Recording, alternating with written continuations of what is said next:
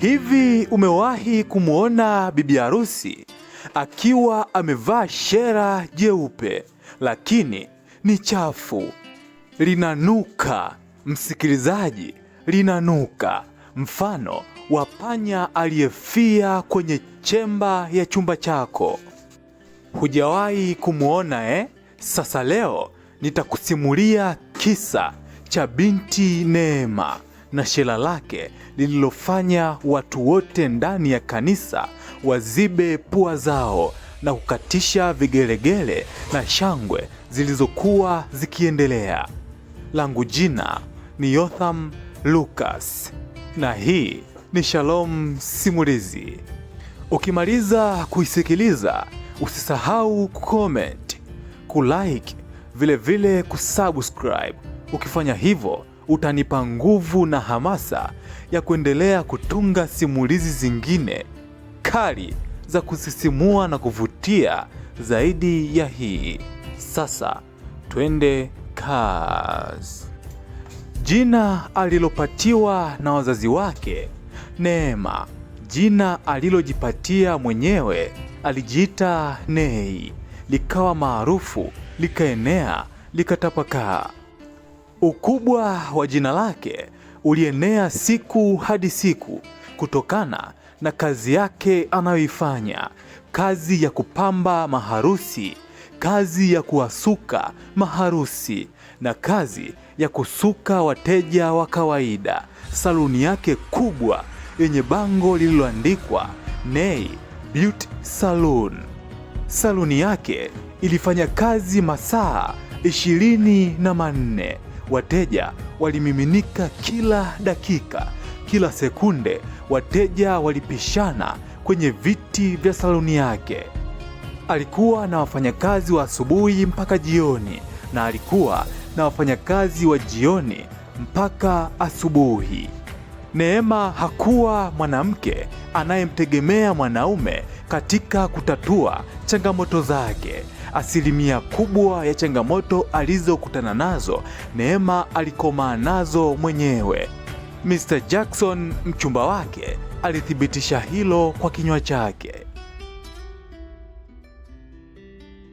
Neema na Mr. Jackson ni mtu na mchumba wake ambao mwezi ujao wanatarajia kufunga ndoa kanisani, ikiwa kadi tayari zimeshachapishwa na kusambazwa mtaani, michango nayo ikiwa imeanza kukusanywa. Neema na Jack walipendana kiasi kwamba Neema alitumia jina la mpenzi wake kama password. Wakianza kuwasiliana usiku saa 2 mpaka saa 6, simu haijakatwa. Na hata kama mmoja wao angetangulia kusema usiku mwema, bado wangeendelea kuzungumza.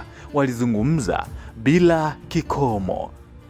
Mesikati bwana, kata wewe. Dakika zinaisha ujue. Na muda umeenda sana.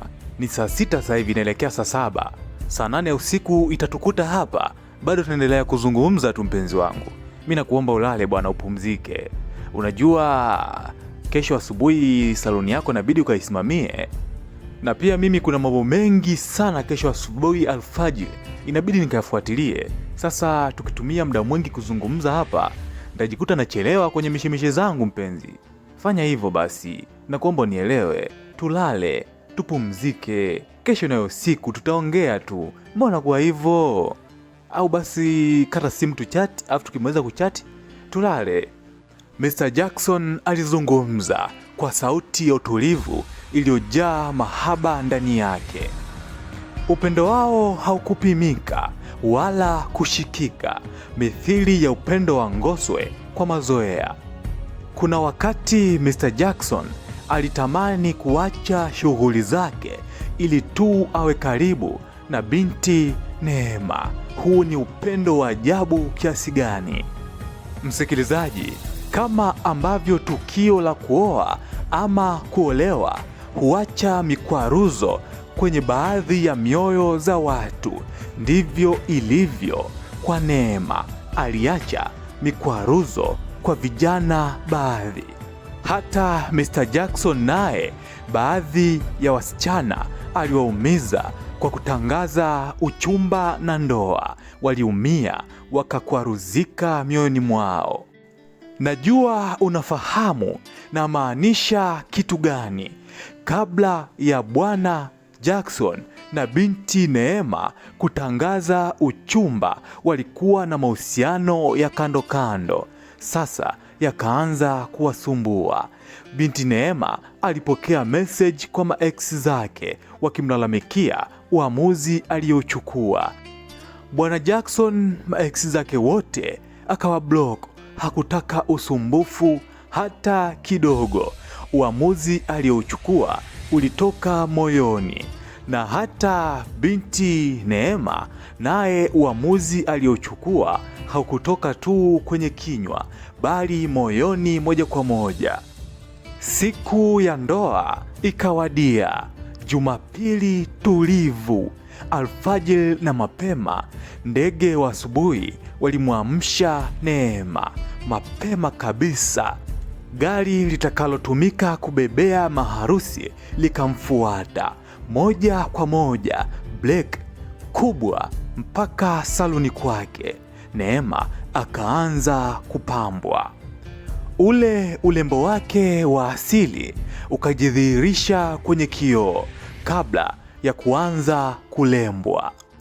Upande wa Jackson kajiandaa vizuri, haraka haraka, kavaa suti yake safi. Si unajua tena wanaume hawana mambo mengi kwenye swala zima la kujiandaa. Hakuhitaji mapambo, hakuhitaji kujiremba wala nini. Kaenda tu saluni, kapiga, kanyoa vizuri safi, kachukua viatu vya gharama, suti yake safi, kaivaa mpaka kanisani. Mzigo ukahamia kanisani sasa. Bwana harusi kashaingia, anayesubiriwa ni bibi harusi. Macho mlangoni, waumini wote wakitaka kugundua bibi harusi kavaaje.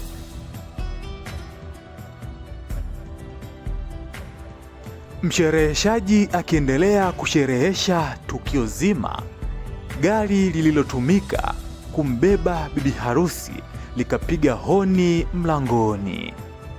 Waumini wote wakageuza shingo zao. Bibi harusi akatelemsha mguu mmoja kutoka kwenye gari. Shela lake jeupe safi liling'aa na kumelemeta na kuvutia. Harufu nzuri ya manukato ilipiga pua za waumini waliyeko mwanzoni mwa mlango wa kanisa. Kadri bibi harusi alivyokuwa akipiga hatua moja mpaka nyingine kuusogelea mlango wa kuingia kanisani, mambo yakawa yanaanza kubadilika. Shera lake lililoonekana kuwa jeupe, lililomeremeta na kunukia vizuri, likaanza kuonekana ni chafu, linalotoa harufu mbaya. Neema hakuisikia ile harufu hata kidogo, wala macho yake hayakutazama ule uchafu waliouona waumini wengine. Vile vile kwa bwana harusi Jackson hakuisikia ile harufu inayonuka, wala macho yake hayakutazama ule uchafu. Muumini mmoja wao akatoa kitambaa chake na kukiweka puani. Mwingine akafuata, na mwingine na mwingine. Karibu waumini wote wakahisi ile harufu mbaya, wakaziba pua zao.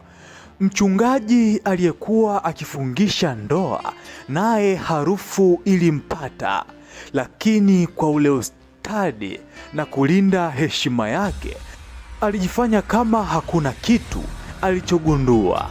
Alivunga na kutulia kimya, akaendelea tu na ratiba zake. Waumini, ile harufu ikaendelea kuwashinda.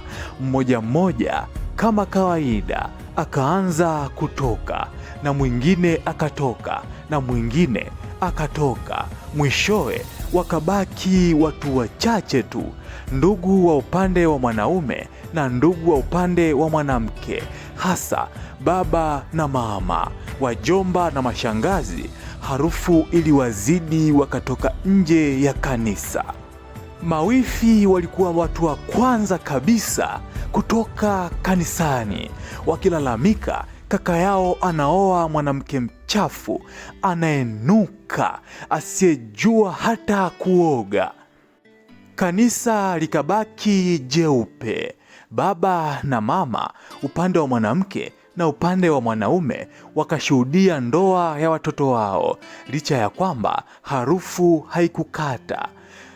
Neema na mpenzi wake hawakuelewa kinachoendelea, wala hawakutambua tukio linatokana na nini mpaka watu kutoka kanisani. Harufu mbaya? Harufu gani? Mbona mimi sikusikia harufu pale? Au watu wananionea wivu tu? Mimi mbona sikuwa nasikia harufu yoyote pale bwana kanisani? Watu watakuwa wana wivu, hawajataka tu ndoa yetu iwe ya amani, lakini watajua wenyewe. Kikubwa ninachokijua mimi, baba na mama yangu na mama yako na baba yako wameshuhudia ndoa yetu. Hao wengine hainihusu, washuhudie ndoa au wasishuhudie. Wewe ni mke wangu na mimi ni mume wako kuanzia sasa. Mungu ameshuhudia pia hili swala, kwa hiyo watajua wao bwana. Baada ya tukio la ndoa kupita, Bwana Jackson alizungumza. Huku mtaani ikawa stori ni ndoa yake tu, kwamba harufu ilikuwa mbaya kanisani, shela lilikuwa chafu, makelele yakawa mengi kupitiliza. Lakini hata Bwana Jackson alivyotoka mtaani, aliyasikia maneno, hakuyatilia maanani. Alichojali ni swala zima la kumfanya mke wake kuwa na furaha. Ilisemekana ya kwamba mmoja kati ya maex wa Neema hawakuridhika na ndoa ya Neema kupita, hivyo akaenda kwa mganga kwa lengo la kuvuruga utaratibu mzima wa ndoa. Na kukumbusha tena, langu jina ni Yotham Lucas na hii ni Shalom Simulizi. Kabla hujatoka kwenye video hii, naomba sapoti yako kwa kulike, kucomment, vile kusubscribe katika chaneli hii. Pia tuambie, ungekuwa wewe ni Bwana Jackson, ungekubali kufunga ndoa na binti Neema au ungemkataa baada ya kuona ndugu zako na marafiki zako wa karibu wamemkataa na kuondoka ndani ya kanisa? Tukutane katika simulizi ijayo. Bye.